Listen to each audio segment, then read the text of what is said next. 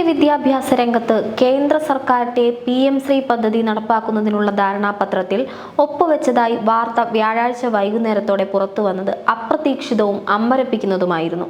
കേരളത്തിന്റെ സാമ്പത്തിക പ്രതിസന്ധികളുടെ പശ്ചാത്തലത്തിൽ വിദ്യാഭ്യാസ മേഖലയ്ക്ക് കേന്ദ്രത്തിൽ നിന്ന് ലഭ്യമാക്കേണ്ട അർഹതപ്പെട്ട വിഹിതം നേടിയെടുക്കാൻ PM ശ്രീ പദ്ധതിയിൽ ഒപ്പുവെക്കുമെന്ന വിദ്യാഭ്യാസ മന്ത്രിയുടെ പ്രഖ്യാപനം ശക്തമായ എതിർപ്പ് ക്ഷണിച്ചു വരുത്തിയിരുന്നു. കേന്ദ്ര BJP സർക്കാർ 2020 പ്രഖ്യാപിച്ച നവവിദ്യാഭ്യാസ നയവും അതിന്റെ പ്രദർശന മാതൃകകളായി വിഭാവനം ചെയ്യപ്പെടുന്ന PM ശ്രീ സ്കൂളുകളെയും സംബന്ധിച്ച് ഇടതുപക്ഷ പാർട്ടികളുടെയും കേരളത്തിലെ ഇടതുപക്ഷ ജനാധിപത്യ മുന്നണി സർക്കാരിന്റെയും പ്രഖ്യാപിത നിലപാടുകൾക്ക് വിരുദ്ധമാണ് വിദ്യാഭ്യാസ മന്ത്രിയുടെ പൊടുന്നനെയുള്ള ചുവടുമാറ്റം എന്നതാണ് അത്തരമൊരു പ്രതികരണത്തിലേക്ക് നയിച്ചത്. PM ശ്രീ പദ്ധതി സംബന്ധിച്ച അജണ്ട സംസ്ഥാന മന്ത്രിസഭയുടെ പരിഗണനയ്ക്ക് മുമ്പ് 2 തവണ വന്നിരുന്നു. CPI മന്ത്രിമാർ വിഷയത്തിൽ പാർട്ടിയുടെ നിലപാട് വ്യക്തമാക്കുകയും അത് രാഷ്ട്രീയ തലത്തിൽ മുന്നണിയുടെ പരിഗണനയ്ക്കും തീരുമാനത്തിനും വിധേയമാവേണ്ടതിന്റെ ആവശ്യകത ചൂണ്ടിക്കാട്ടുകയും ചെയ്തിരുന്നു. വിദ്യാഭ്യാസ മന്ത്രിയുടെ ഏകപക്ഷീയമായ പ്രഖ്യാപനത്തെ തുടർന്ന് ഏറ്റവും അവസാനത്തെ മന്ത്രിസഭാ യോഗത്തിലും CPI മന്ത്രിമാർ വിഷയം ഉന്നയിക്കുകയും കാര്യത്തിൽ രാഷ്ട്രീയ തീരുമാനം ഉണ്ടാവേണ്ടതിന്റെ ആവശ്യകത ഊന്നിപ്പറയുകയും ഉണ്ടായി.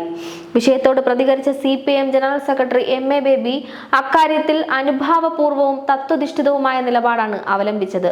എന്നാൽ ചർച്ചകളുടെയും സമവായത്തിന്റെയും എല്ലാ സാധ്യതകളെയും അട്ടിമറിക്കുന്ന നടപടിയാണ് PM ശ്രീ സ്കൂളുകൾ സംബന്ധിച്ച ധാരണാപത്രത്തിൽ ഒപ്പുവെക്കുക വഴി ഉണ്ടായത്. അത് മുന്നണി സംവിധാനത്തിന്റെ അടിസ്ഥാന ജനാധിപത്യ മര്യാദകളുടെ ലംഘനമാണ്. അത് ബന്ധപ്പെട്ട മന്ത്രിയുടെ അറിവോടും അനുമതിയോടും കൂടിയാണെന്നത് വിഷയത്തിന്റെ ഗൗരവം വർദ്ധിപ്പിക്കുന്നു. PM ശ്രീ പദ്ധതിയോടുള്ള CPIയുടെയും ഇടതുപക്ഷ പാർട്ടികളുടെയും ജനാധിപത്യ മതേതര ശക്തികളുടെയും വിമർശനം അതിന്റെ പ്രധാനമന്ത്രി ബ്രാൻഡിങ്ങിനോടുള്ള എതിർപ്പല്ല, മറിച്ച് അതിന്റെ ഉള്ളടക്കത്തോടും ലക്ഷ്യത്തോടുമുള്ള വിമർശനമാണ്. PM ശ്രീ സ്കൂൾ പദ്ധതിയുടെ ഒരു ലക്ഷ്യം ഇന്ത്യയിലെ സ്കൂളുകൾക്ക് മാതൃകയാവുന്ന തരത്തിൽ അവയുടെ അടിസ്ഥാന സൗകര്യ വികസനമാണ്. അതായത് ആൺകുട്ടികൾക്കും പെൺകുട്ടികൾക്കും പ്രത്യേകം ശൗചാലയങ്ങൾ ഉൾപ്പെടെയുള്ള അടിസ്ഥാന സൗകര്യ വികസനം. കേരളം ഇക്കാര്യത്തിൽ ഇന്ത്യയിലെ ഇതര സംസ്ഥാനങ്ങളെക്കാൾ സാർവത്രികമായി എത്രയോ കാതം മുന്നിലാണ്. ശൗചാലയങ്ങൾ, ക്ലാസ് മുറികൾ, കുടിവെള്ളം, വൈദ്യുതി, ഇന്റർനെറ്റ് തുടങ്ങി ആധുനിക അടിസ്ഥാന സൗകര്യങ്ങളുടെ കാര്യത്തിൽ സംസ്ഥാനത്തെ സ്കൂളുകൾ മഹാഭൂരിപക്ഷവും ലോകോത്തര നിലവാരം കൈവരിച്ചിട്ടുണ്ടെന്ന് നമുക്ക് നിസ്സംശയം അവകാശപ്പെടാം. പിന്നെ PM ശ്രീ സ്കൂളുകളും അത് മുന്നോട്ട് വയ്ക്കുന്ന NEPയും എന്താണ് ലക്ഷ്യം വെക്കുന്നത്? വിദ്യാഭ്യാസ രംഗത്തിന്റെ സ്വകാര്യവൽക്കരണം. BJPയുടെ ചിന്താധാരയുടെയും രാഷ്ട്രീയ പദ്ധതിയുടെയും ഉറവിടമായ രാഷ്ട്രീയ സ്വയം സേവക സംഘിന്റെ പ്രത്യയശാസ്ത്രത്തിനനുസൃതമായി പുതുതലമുറയെ വാർത്തെടുക്കുക തുടങ്ങിയവയാണ് അതിന്റെ ആത്യന്തിക ലക്ഷ്യം. അതായത് വിശാല അർത്ഥത്തിലുള്ള സ്വാതന്ത്ര്യം, ജനാധിപത്യം, മതനിരപേക്ഷത, സാമ്പത്തികവും സാമൂഹികവുമായ നീതിബോധം, വിവിധ ജനവിഭാഗങ്ങൾക്കിടയിലെ സാഹോദര്യവും ദേശീയബോധവും തുടങ്ങിയ സാർവത്രിക മൂല്യങ്ങളെ മുളയിലെ നുള്ളി സ്വേച്ഛാധികാരത്തിലും ജാതി വ്യവസ്ഥയിലും മതമേൽക്കോയ്മയിലും അധിഷ്ഠിതമായ ഒരു സമൂഹ സൃഷ്ടിക്ക് വിത്തുപോകുന്ന ഒരു വിദ്യാഭ്യാസ സംവിധാനത്തെയാണ് അത് വിഭാവനം ചെയ്യുന്നത്. സംസ്ഥാനങ്ങൾക്ക് അർഹമായ ജനങ്ങളുടെ നികുതിപ്പണ വിഹിതം നിക്ഷിപ്ത രാഷ്ട്രീയ ലക്ഷ്യങ്ങളോടെ നൽകുന്നതിന് മുന്നോട്ട് വയ്ക്കുന്ന ഉപാധികൾക്ക് വഴങ്ങിക്കൊടുക്കുന്നത് കേന്ദ്ര സർക്കാരിന്റെ സ്വേച്ഛാധിപത്യ പ്രവണതകൾക്ക് മുന്നിൽ സംസ്ഥാനത്തിന്റെ ഫെഡറൽ ജനാധിപത്യം അടിയറ വയ്ക്കുന്ന നടപടിയാണ്. കേന്ദ്ര സർക്കാരിൽ നിന്നും അർഹമായ വിഹിതം സംസ്ഥാനങ്ങൾക്ക് ലഭ്യമാകണം. അത് സംസ്ഥാനവും കേന്ദ്രവും തമ്മിൽ ഒരു തരം ജന്മി കുടിയാൻ ബന്ധമായി അധപതിപ്പിക്കാൻ അനുവദിച്ചുകൂടാ.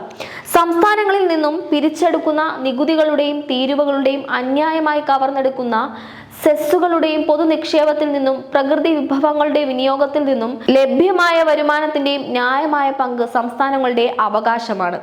അവ ആരുടെയും ഔദാര്യമല്ല. അത് ലഭിക്കാൻ കേന്ദ്രം നിക്ഷിപ്ത രാഷ്ട്രീയ ലക്ഷ്യങ്ങളോടെ മുന്നോട്ട് വയ്ക്കുന്ന അപ്രായോഗികവും അന്യായവും അധാർമികവുമായ നിബന്ധനകൾക്ക് വഴങ്ങിക്കൊടുക്കുന്നതിലൂടെ തുറന്നുകാട്ടപ്പെടുക രാഷ്ട്രീയ ദൗർബല്യവും അടിമ മനോഭാവത്തോട് ചേർന്ന് നിൽക്കുന്ന ബലഹീനതയുമാണ്. BJP പ്രതിനിധാനം ചെയ്യുന്ന വർഗീയ ഫാസിസ്റ്റ് സ്വേച്ഛാധിപത്യ പ്രവണതയോട് സന്ധി ചെയ്യാത്ത ഇടതുപക്ഷ ജനാധിപത്യ ബദലിന്റെ മാതൃകയാണ് കേരളത്തിലെ ഇടതുപക്ഷ ജനാധിപത്യ മുന്നണി മുന്നോട്ട് വെക്കുന്നത്. ആ ബദലിന്റെ രാഷ്ട്രീയത്തെയും പ്രത്യയശാസ്ത്രത്തെയും ദുർബലമാക്കുന്ന യാതൊന്നും രാജ്യത്തെ ഇടതുപക്ഷ ജനാധിപത്യ പുരോഗമന ശക്തികൾ കേരളത്തിലെ LDFിൽ നിന്നും അതിന്റെ ഗവൺമെന്റിൽ നിന്നും പ്രതീക്ഷിക്കുന്നില്ല. കൃഷി, മൃഗസംരക്ഷണം, വ്യവസായം തുടങ്ങി വിവിധ മേഖലകൾക്ക് കേന്ദ്രം അനുവദിച്ചു നൽകുന്ന വിഹിതവും വിദ്യാഭ്യാസത്തിന് പ്രതിലോമകരമായ നിബന്ധനകളോടെ അനുവദിക്കുന്ന വിഹിതവും സൃഷ്ടിക്കുന്ന ആഘാത പ്രത്യാഘാതങ്ങൾ വേർതിരിച്ചറിയാൻ നമുക്ക് കഴിയണം. വിദ്യാഭ്യാസം മനുഷ്യ വിമോചനത്തിനുള്ള രാജപാതയാണ് പുതുതലമുറയ്ക്ക് മുന്നിൽ തുറന്നു വെക്കേണ്ടത്. അത് ആശയപരവും രാഷ്ട്രീയവുമായ അടിമത്തത്തിലേക്കുള്ള ഇരുളടഞ്ഞ പാതയാക്കി മാറ്റാൻ അനുവദിച്ചുകൂടാ.